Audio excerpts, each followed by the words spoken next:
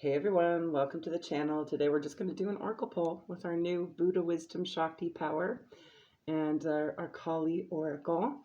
These are going to be a little long for each one, so I'm just going to do this by element, okay? Follow your sun, moon, and rising, okay? To get as much insight as possible, and we'll see what comes out, okay? I'll go ahead and timestamp, put in the description box, all right? We'll start with fire signs, move on to earth, air, and then water, all right? All right, Spirit, for our fire signs. Aries, Leo, Sagittarius, Sun, Moon, Rising. What is the guidance for our fire signs at this time? Please and thank you. All right, you have number 14, breaks down to a 5, so that might be significant for you. Durga, the warrior goddess, dispeller of darkness. Become a warrior to dispel the darkness. Okay, so there might be some dark aspects you'll be working on. Let's see what the Kali Oracle has for you.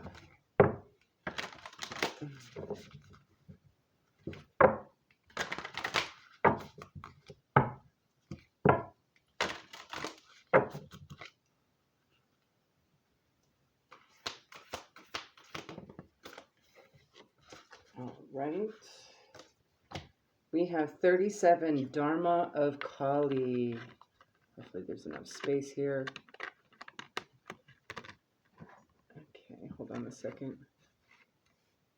Scooch everything back. There we go. Now we can have some room. It's not so stuffed. 37 could be important to you at this time. That does break down to a 10. There may be an ending to some kind of darkness, okay? 37.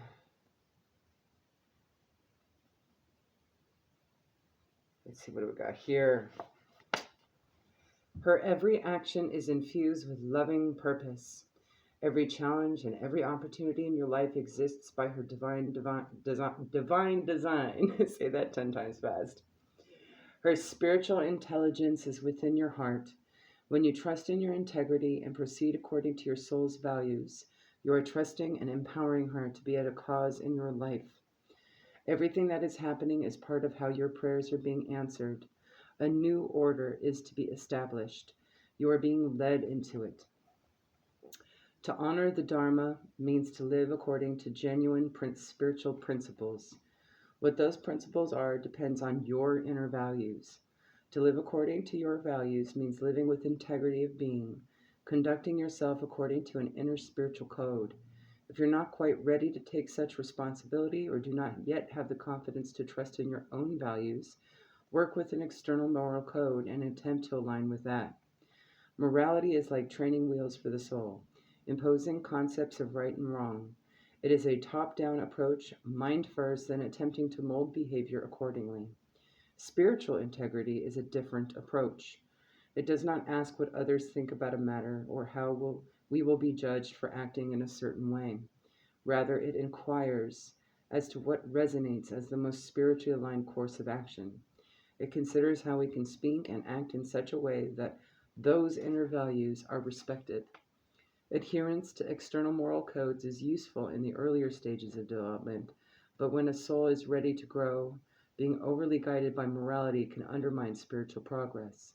Morality can lead the soul into a state of psychological infancy, responding to externally imposed measures of conduct and aiming to avoid repercussions when a transgression is discovered by another.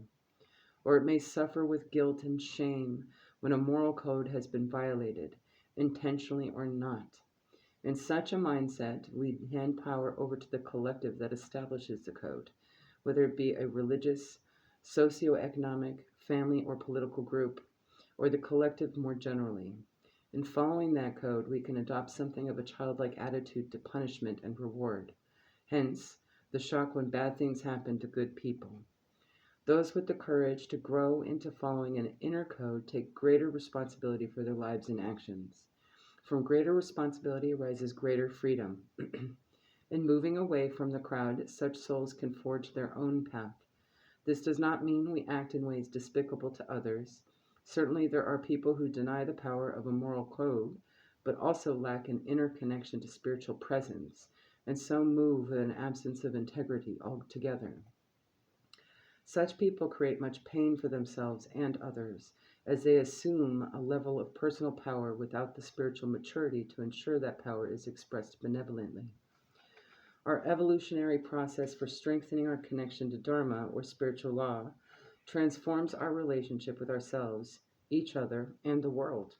As we grow spiritually and mature at a psychological level, we naturally begin to cultivate our inner values, eschewing those that have been taught that no longer resonate. We learn that often painful lessons of what happens when we abandon our values to pursue that which society says is more important: control, profit, or personal gain at any cost, social status through positions of power, for example. We increasingly align ourselves with our values and adhere to them more courageously, evolving them according to inner resonance rather than outer effect. We realize that self-respect is more important than trying to control and manipulate outer events or other people. We are moved from an inner place rather than motivated by external rewards. As a consequence, it is spiritually safe for us to receive an abundance of material blessings, because we know we will not try to sell our soul to obtain them. The Dharma of Kali brings the message that your most abundant successes will manifest when you are aligned with your integrity.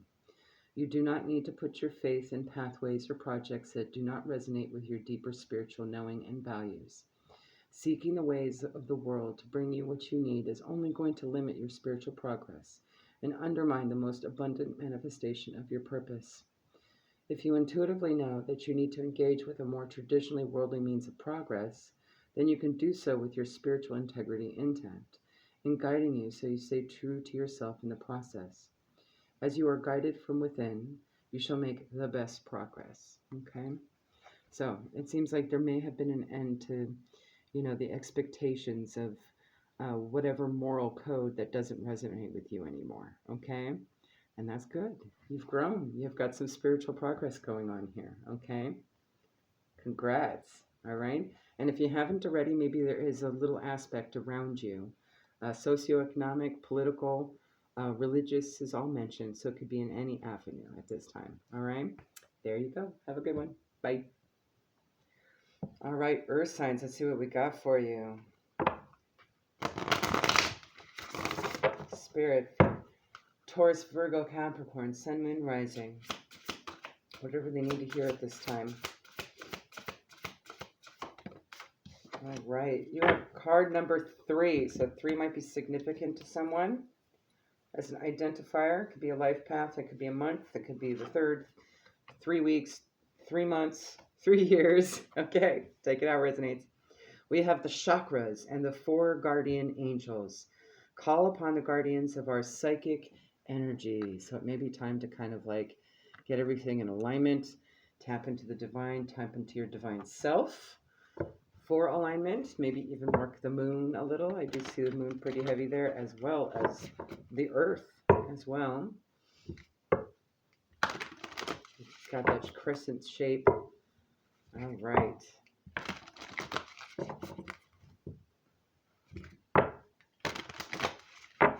All right. From the Kali Oracle Spirit.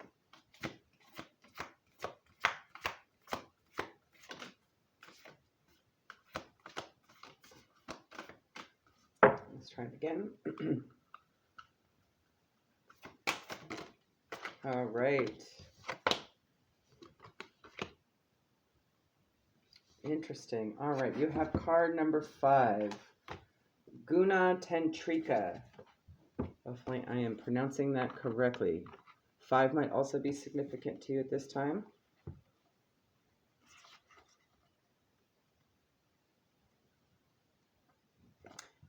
The Divine Mother manifests a cure for when we feel overwhelmed or confused, or when we feel we're falling apart or locked into stagnation. Okay, so you might need to balance yourself at this time, okay? There may have been something jarring or triggering that got you off kilter, okay? I'm going to fix that. Here we go. Trying to get it to fit in screen for you. She is a superior medicine. Even when we may not be sure what is needed to bring ourselves back into balance, she holds the answers. Tune into your heart and there you will find her sacred prescription. Trust your inner guiding sense of what to do or not to do next. Trust that a better order is being established. Guna Trika is Kali as the medicine mother. She generates and regulates the three inherent qualities within all phenomena, including our body, mind, and soul.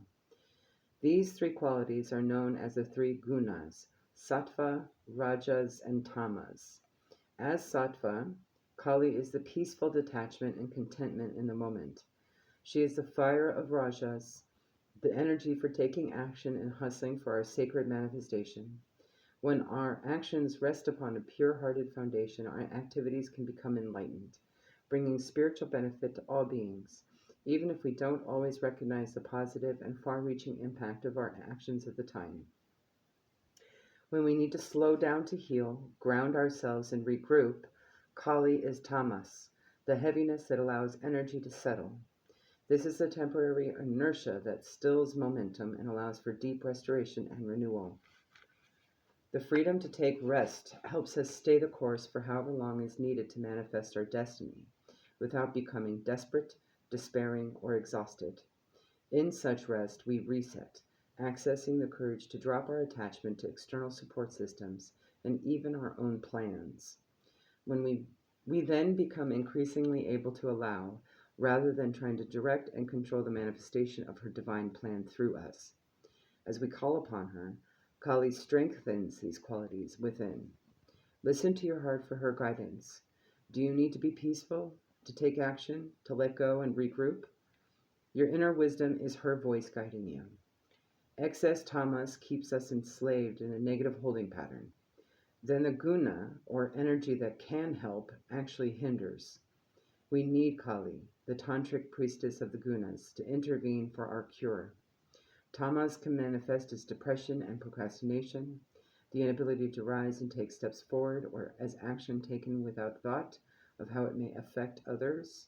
To overcome excessive tamasic energy, Kali can stimulate us with divine fire, creating rajas, a powerful urge to take action. She may evoke agitation within or around us that compels us to act. She is not asking us to become reactive, but to have the confidence and courage to engage with what is happening from a place of inner wisdom. Rajas provide us with the gift of accomplishment and a healthy exertion to discharge anxiety and stress and promote feelings of restfulness and a lightness of spirit. This is the peace of satisfaction and rest after achievement, the third and final guna of sattva. Without Kali's wisdom and correction, rajas can easily shift into overactivity that doesn't accomplish much and leaves us feeling drained rather than satisfied. We sink back into tamas instead of rising up into a sattvic state. Kali teaches us how to act without becoming caught up in the need to be busy for the sake of it. As we call upon her, she helps us to pour our energy into that which genuinely provides nourishment for the soul. Kali knows that excess sattvic energy leads to detachment to the point of being dismissive or indifferent in the face of suffering. Sattva needs to be balanced so that it inspires rather than extinguishes our desire to act in ways that help alleviate the suffering of others. Yet, it can also provide us with the comfort of detachment so we can let go and strengthen ourselves if the pain we encounter in the world feels overwhelming. Kali is the inner knowledge of when and how to disengage from the emotional energy of others without losing compassion or becoming dismissive. Guna Tantrika manifests her wisdom and healing through our spiritual instincts. The body and mind know when there is a need for rest, for activity, for detachment, and for engagement. It takes strength of spirit not to override that inner knowing with social pressures or inhuman expectations for constant performance. When Guna Tantrika arises, we are asked to trust in the shifting cycles and to give ourselves what we need for well-being. No being benefits when they are at odds with themselves. You have the inner power and capacity to be at peace within your own being now. There you go, earth signs, beautiful. So yes, definitely time to balance, right? And get restful rejuvenation for yourself, okay?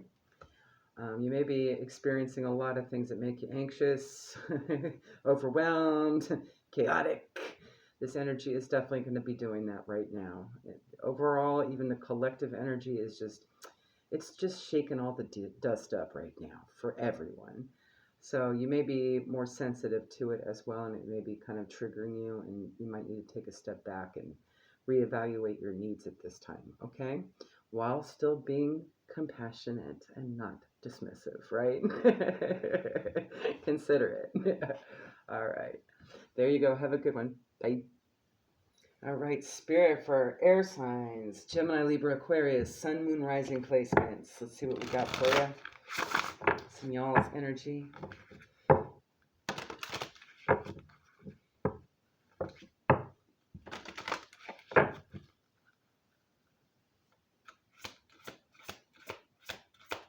All right. You have 35. White Tara offers liberation. By your quiet listening, you can liberate others from fear. So maybe time to listen for any darknesses around you that others might be struggling with. They might have something specific to do with fear, and I know you can't see that. All right, there we go. Try to get it as close as possible. All right, let's pull one from the Kali Oracle. Tell us what this may be surrounding, Spirit. The reasoning for this, the purpose of this, maybe a clue as to where to look. Please and thank you. All right.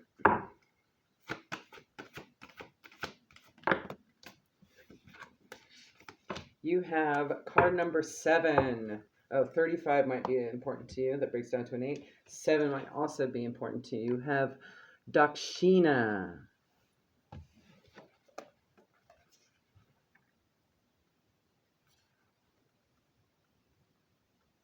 All right. Fear can undermine your confidence, erode your trust, and steal away the joy you take in living. So this could be an energy around you, obviously. And you might need to listen to it. It could also be fears that others may be projecting onto you. Something directly in your external that might be attempting to trigger. It may have been something that did used to trigger you. So this may be a good confirmation of how far you've come. Okay, let's see.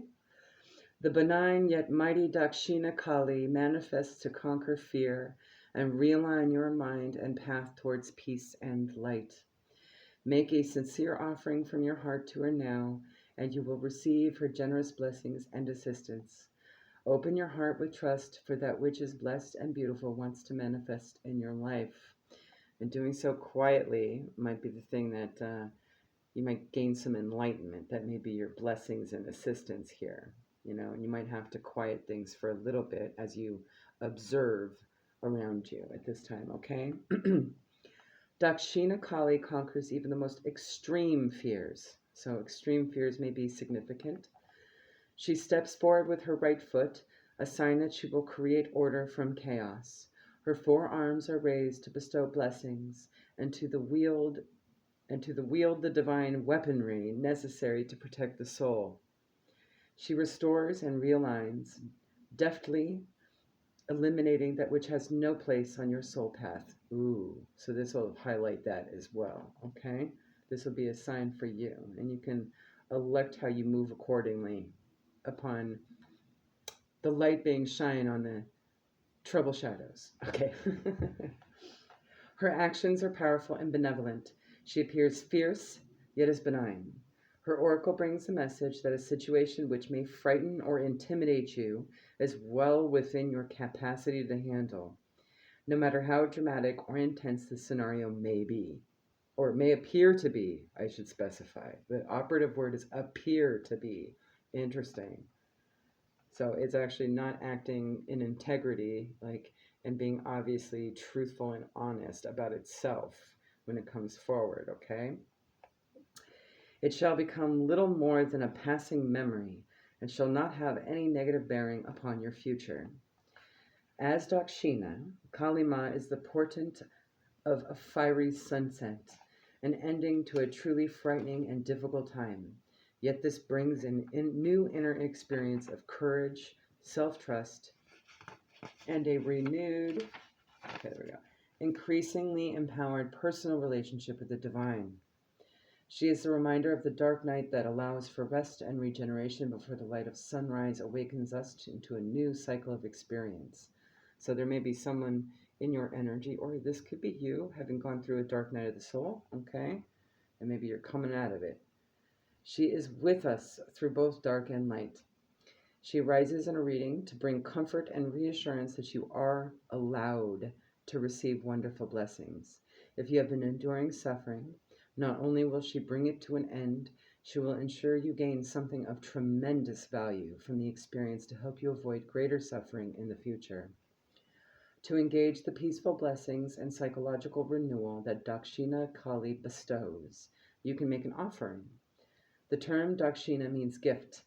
Typically, the gift you would offer to a healer or spiritual teacher with gratitude for their teachings and blessings. Basically, gratitude is most likely it, okay? A simple thank you. But could be more. You could also light a candle, right? What could anyone possibly offer to a great being such as Kali Ma? Love, affection, prayers, especially those that relate not only to us, but to all beings in need. Honor and reverence. Why are these gifts sufficient? Ma is an enlightened divine presence. She has no need for flattery or gifts to elicit her love, grace, and protection. She gives that freely and generously. The offering to her is about what it does for us on a human level. Making a genuine offering opens the heart and puts us in a position to truly receive. To demand from an entitled perspective, locked in ego, or blocked in fear does not open us up to her.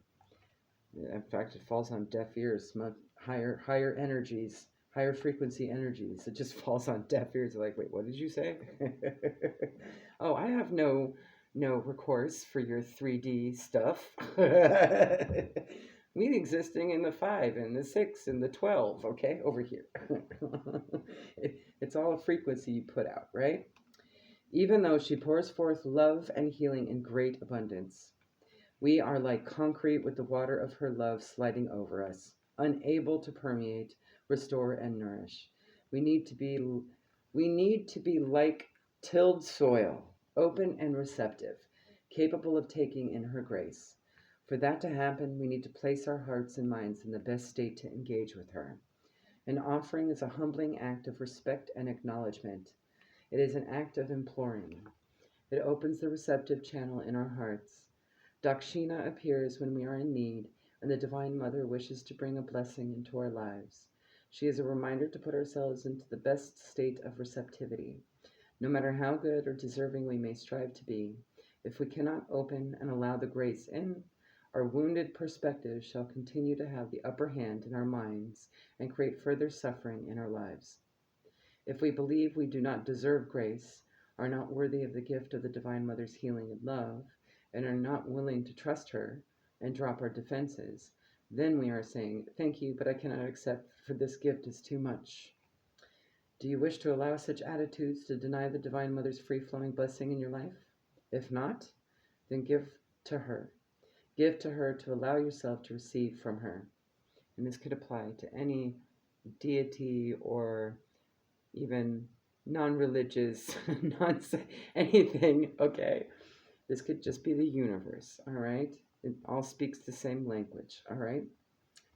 Every being benefits because her blessings are enlightened, bringing healing to you and simultaneously improving circumstances for all beings.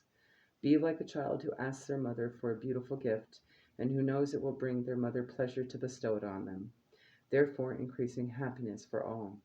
You can only experience that if you allow Dakshina to enter your heart and your world. You have free will. What shall you choose? Love it. There you go, air signs. Hopefully that helps. Have a good one. Bye. All right, water signs.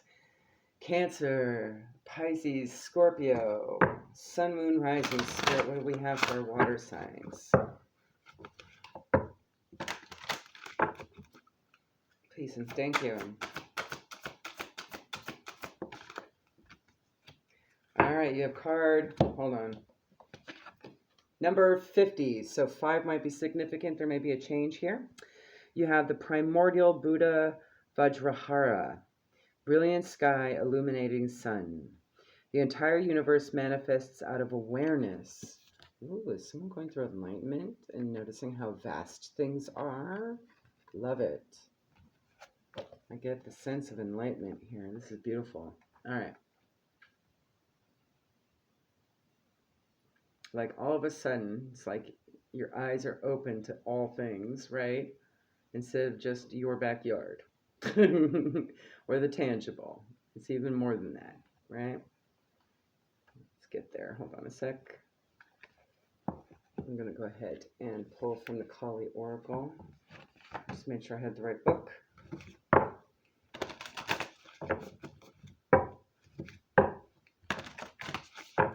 There we go.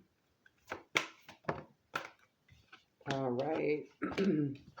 You have card number 41, also a 5. So 5s are going to be very significant to you. With Krishna.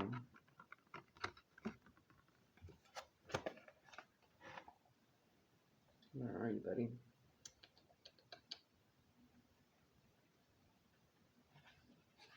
These are such thin pages.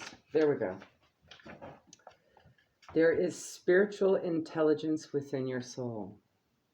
It is the genius of becoming, of ripening from potential into glorious manifestation.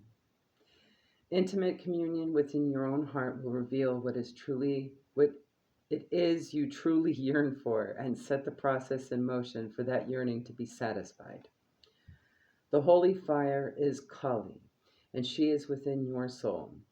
Follow the yearning, seek the light. Let yourself burn bright for what inspires you, and you shall see the path to fruition clearly before you. Believe in what is meant to be. Oof. So you're about to be shown the way of the divine plan within. Where are you going? That's going to be fun to explore. Take your time. Balance is going to be the key, all right? You're going to need it. The name Krishna translates as "you are fire." Agni is the two-headed deity of fire and a potent symbol of supernatural power. On the physical level, fire generates light and heat to cook food, thereby representing both transformation and nourishment of the life force. The inner digestive fires that metabolize food and allow us to gain nutrients represent the inner nourishment of fire and symbolize the soul's need to digest our life experiences for spiritual growth. Fire can create purification for regeneration, such as that seen in a forest after it simultaneously burns away old growth and stimulates new seeds. In that sense, it is also the power of ripening, of bringing something from an idea or a potential into fruition and fulfillment of innate purpose. On a spiritual level, fire attracts the soul, helping it find its way through the darkness towards warmth and light. The life-enhancing and alchemical properties of fire transform physical materials as well as the subtle body of the soul. The appearance of Krishna in a reading indicates the tremendous potential for personal transformation and spiritual growth. You may feel like you are struggling, but your soul is actually gaining strength. What you desire may seem so far beyond your current reach, yet the oracle indicates your inner potential for tremendous accomplishment. Tremendous accomplishment. The Hindu texts say that Agni exists not only as a fire, but as lightning and the sun itself. Lightning is a symbol for sudden illumination that emerges unexpectedly, often in the midst of a tremendous psychological or emotional storm. In that sense, Agni is the power to see with clarity. Such a powerful and searing insight can be intense enough to uproot a stubborn psychological pattern permanently. This is one reason why Kali is known as the first of the 7 tongues of Agni, the divine fire. The jolt of her uprising wisdom The severity of her suddenly bestowed clarity can burn down the house we have built. We can no longer sustain a comfortable delusion. We must become honest with ourselves or change our approach to a situation based on the new information available. There is a temporary loss to gain greater freedom to grow on all levels. As the sun, Agni represents the light that ends the darkness. Yet Kali, the divine mother of dark grace, is the first of the tongues of divine fire. This is the key to Kali's mysteries. It differentiates her from the concept of darkness as an evil or an obstructive force against our spiritual awakening. Kali leads us into darkness to free us, not to impede our progress. She destroys in order to create, not to annihilate. In that sense, her divine darkness is light. This is the mystery of Kali and why we can trust her so implicitly, understanding that sometimes it is only in moving through the darker times that we become aware of what is needed to live with more light. As a tongue of fire, Kali Krishna consumes all offerings. She has the divine capacity to receive our prayers, our pains, our craziness, and our graceful heroism. She receives it all. She not only receives it, but as fire, she transforms the offering so it can nourish, heal, revitalize, and purify the soul.